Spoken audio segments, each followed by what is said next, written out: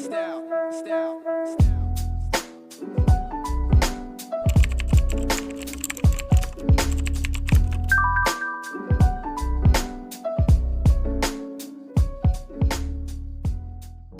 feel like the people making the big decisions, like about healthcare and education, don't get what's really going on? It's like they're living in some ivory tower. And, way back in 1980, economist Thomas Sowell wrote a book that really nails this problem. Knowledge and decisions, right? Yeah, knowledge and decisions. And it's amazing how relevant it still is today. Oh, absolutely. Especially in our world now, with everything so complex and interconnected. So in this deep dive, let's unpack some of Sowell's powerful ideas. Let's see how those ideas can help us make sense of things, like all these forces shaping our world.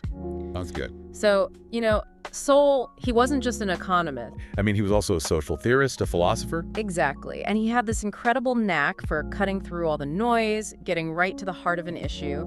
Knowledge and decisions is really all about how decisions get made across every level of society. We're talking governments, markets, families. Even down to individual choices, right? And Sowell goes even deeper, asking, who actually has the right knowledge to make those decisions well? Yeah, that's a powerful question. And one of the most striking points Sowell makes is that knowledge isn't just concentrated in one place. It's like it's spread out across society. And often, the people who know the most are those closest to the action, right? Absolutely. Sowell talks about this key difference between explicit knowledge and tacit knowledge. Explicit knowledge being stuff you'd find in textbooks. Right. While tacit knowledge, that comes from actually doing something, from experience. It's hard to put into words. Like a master craft person or a seasoned entrepreneur, they have all this knowledge you can't just read about. Or even a parent who just intuitively knows what their kid needs. That's tacit knowledge at work.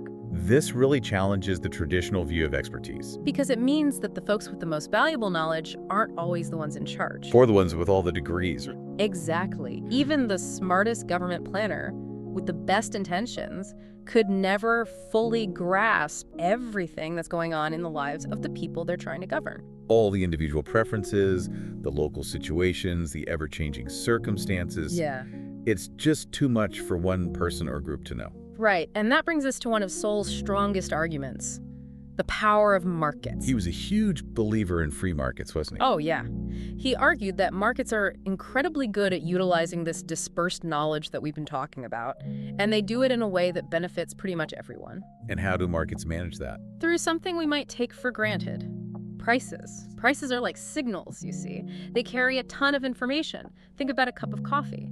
Its price reflects so many things. The cost of beans, labor, transportation, how much people want it, even if there are cheaper alternatives. It's a decentralized system that's always adjusting, always incorporating feedback from millions of people making decisions based on their own needs and wants. And this highlights the limitations of centralized planning, right? Where a small group of people, usually far removed from the action, are making decisions for everyone else. Yeah, and we've seen how that can go wrong, like with the bread lines in the Soviet Union. Exactly. The government tried to control prices and distribution, but they just didn't have access to all that nuanced, dispersed knowledge that individuals had. So, in the end, it led to shortages, inefficiencies, and a lot of unhappy people. You see, Sowell argued that markets, where individual choice and competition are king, they're just much better at processing information and using resources well. Compared to any kind of centralized system. And this idea has huge implications. It affects how we think about everything, from healthcare and education to environmental regulations and social programs. Sowell also digs deep into the importance of incentives. Something that often gets ignored when people talk about policy. Sowell reminds us that people respond to incentives, both the good and the bad ones, in pretty predictable ways. If you ignore this basic principle, things can backfire big time. So even policies designed with the best of intentions can have these unintended consequences. Absolutely. Think about government subsidies, for example. Sure, like when the government gives money to a specific industry or product.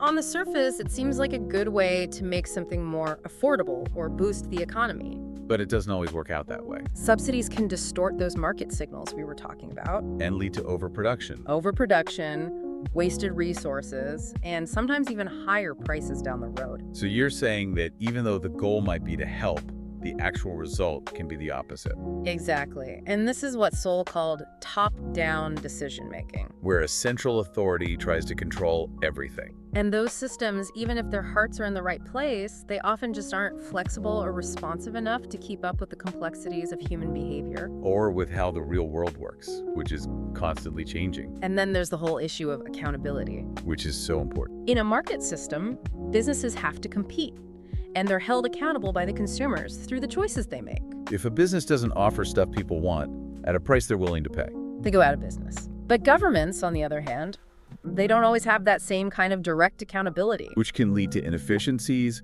wasted resources, and a disconnect between what people need and what those in power are doing. Sowell's ideas about knowledge, markets, and incentives, they give us this powerful framework for understanding the world, He challenges us to question what we think we know to be skeptical of anyone claiming to have all the answers. and to recognize the wisdom that exists in these decentralized systems that let people make their own choices based on their own knowledge and what they want. It's a message that really resonates today, don't you think? Absolutely. We're overloaded with information, facing all these complex problems. And Sowell's ideas about critical thinking and being wary of concentrated power are more relevant than ever.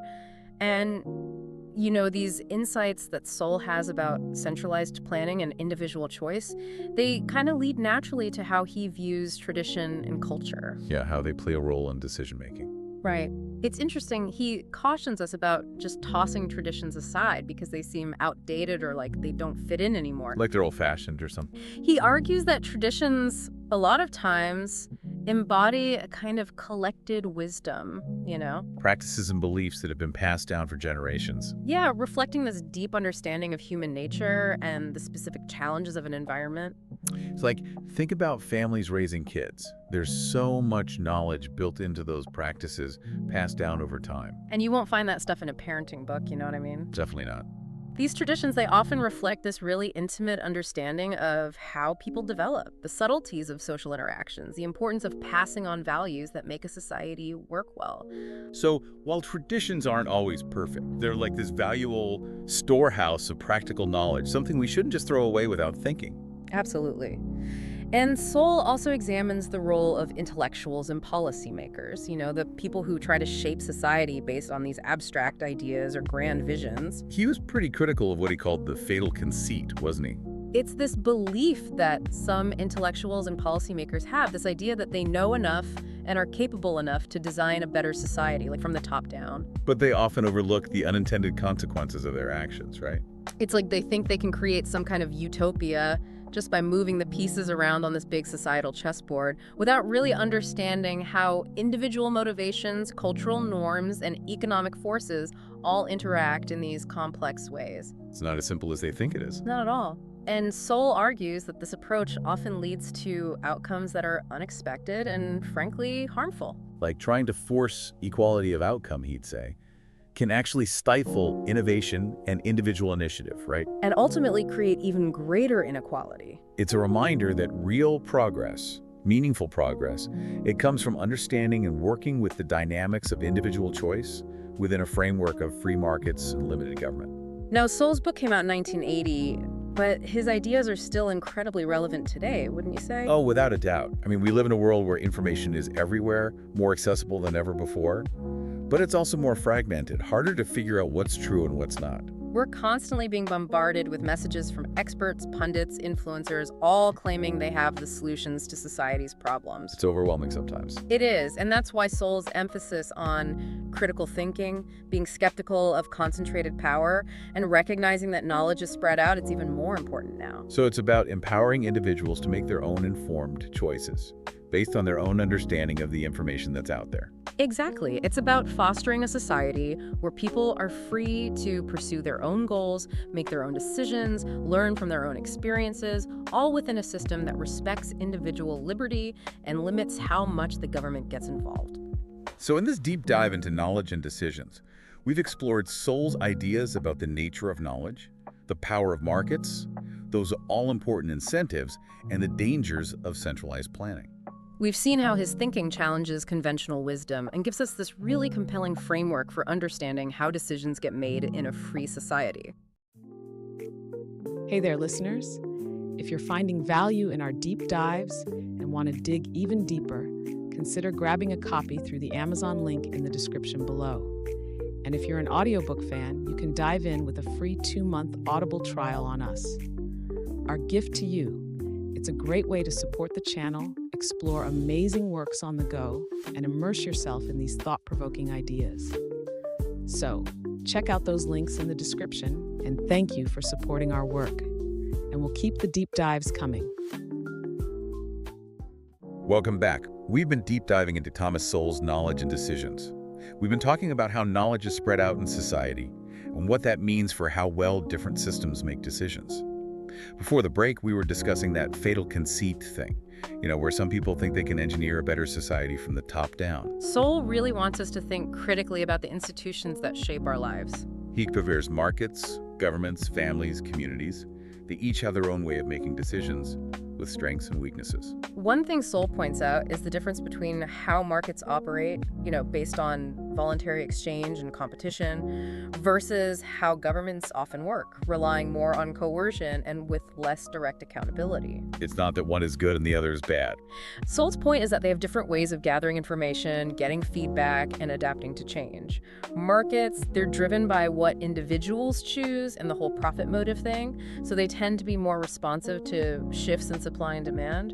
Governments, though, A little slower to react. yeah, and they often struggle to align incentives with the results they want. Makes you think about what kinds of decisions are best left to each type of institution. Markets might be great at figuring out how to use resources and set prices based on what millions of people want, but But they might not be the best way to handle national defense or keeping people safe. which is where the government steps in, providing those essential public goods, setting up laws and order so markets can even function. Right.